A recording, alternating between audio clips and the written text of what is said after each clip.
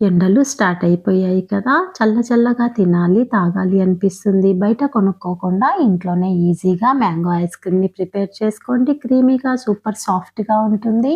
ఇందుకోసము బాగా పండిన మామిడి పండును తీసుకొని పీల్ తీసి చిన్న చిన్న పీసెస్‌గా కట్ చేసుకొని మిక్సీ జార్‌లో వేసుకొని మిక్సీ పట్టి పక్కనుంచుకోవాలి. తర్వాత హాఫ్ లీటర్ చిక్కటి పాలను ఒక పాత్రలో వేసుకొని మరిగించుకోవాలి. 2 స్పూన్ల కస్టర్డ్ పౌడరు, 2 స్పూన్ల మిల్క్ పౌడర్‌లో కాచి చల్లార్చిన పాలను వేసి లంప్స్ లేకుండా కలుపుకోవాలి.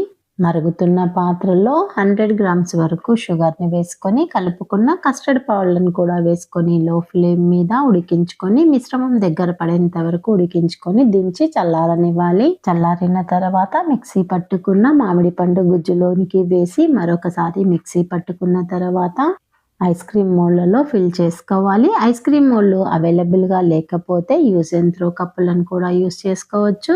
సిల్వర్ ఫాయిల్‌తో క్లోజ్ చేసి మధ్యలో ఐస్ క్రీమ్ స్టిక్‌లను ఉంచండి.